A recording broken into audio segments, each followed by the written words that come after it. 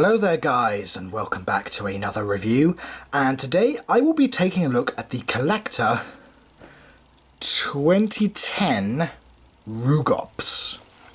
Now Rugops, which name means wrinkle face, is a genus of Abelosaurid that lived in the early to late Cretaceous period 95 million years ago in what is now Africa. Now it was sort of a small to medium-sized Abelisaur, ranging anywhere from 4.4 to 5.3 meters long and around 410 kilograms in weight. Now, Rugops is only known from a partial skull, so much of the design of Rugops has been inferred from other more completely known Abelisaurs. But from what we can tell, it was a small to medium-sized Abelisaur that lived alongside many other giants of Cretaceous Africa, including Spinosaurus, Carcharodontosaurus, Paralotitan, Ouranosaurus, and Sarcosuchus. Now, this is a rather small figure, and also this is from the time when Collector was starting to really branch out and make more detailed, more accurate figures. But Rugops isn't as accurate as I think it could be, but I still think it's a decent enough attempt at the figure. See, we've got the head sculpt here. Now the head is posed sort of like it's looking back and it's roaring, or it's seen something on the ground, maybe a bit of an Onchopristis fish. And it's thinking, oh, let's go and have a nibble of that. We've got some nice bumps on the snout here. They've been done in a nice orange colour. The eye has been nicely done as well. Sorry about all the dust around it. He's been on my shelf for a little while. There is some nice detail here. Even the nostrils have been done, the inside of the mouth has been done. Though the teeth aren't as nicely painted as I think they should be. I mean, they could have at least sculpted them, I think, a bit better, but still, it is what it is. The face is a little shrink wrapped, as you can see. You can see some of the fenestra in the skull showing. Going down the body, you can see there's some nice scoots and spikes going along the back of the figure, and also some nice scoots along the sides of the figure as well, which I think look really, really nice.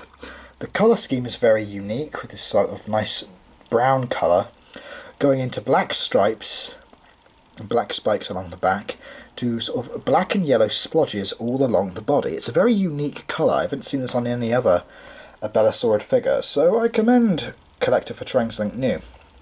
Now the hands are very inaccurate.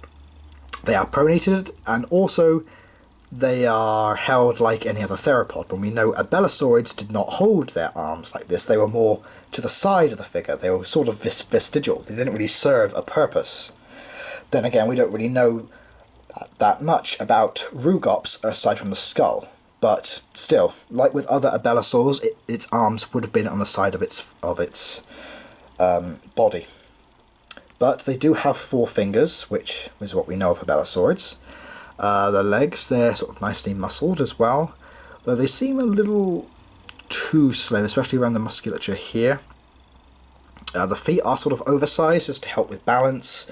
As you can see, it does stand perfectly fine on its 2 legs, which is something that's sort of lacking with a lot of figures recently. Mainly they've been like tripods, but this one stands perfectly on its 2 feet, so that's really, really nice.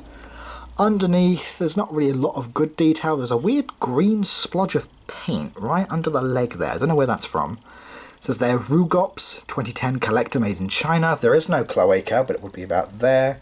You can see the underside isn't really as detailed as the top side. But I still think it's a nice little figure. You know, there aren't that many Rugops figures that you can actually say that you have, so being the only one that is available, I definitely say it's not bad. Also, one other thing to mention about the figure, the tail is also very short and stumpy. Abelisaurs had very long tails, especially when it comes to Carnotaurus. Their tails actually helped with balance and also for speed, so yeah, this is a very short, stumpy tail. Not something that I think a lot of predators would have had, but maybe in the future they can do a new Rugops, make it much more accurate. I think that would be amazing. And just for a little comparison, here we have the giants of Cretaceous Africa. In fact, I think this probably scales quite well. It was a small Abelisaurid. Spinosaurus was the gargantuan 50-foot behemoth of the waterways, and Carcharodontosaurus was the giant 13-metre predator that terrorised the sauropods and ornithopods on land. So I think actually this is a nice comparison. All three are from Collector. I have reviewed the Carcharodontosaurus and the Spinosaurus. I will leave links in the description box below where you can check them out, and I will also leave a link to Everything Dinosaur in the description box below where you can purchase all three of these figures. So yeah, so while it might not be incredibly accurate or detailed, I still think it's a nice little figure. It's got some nice detail on it, especially with the osteoderms and scutes, and also it's a species of dinosaur a lot of children may not have heard of, or they may have heard of it from watching Planet Dinosaur, as we know it did appear briefly in Planet Dinosaur feasting on Onchopristis while the Spinosaurus was fishing. So if they ever wanted a Rugops figure, then this is the one to get them.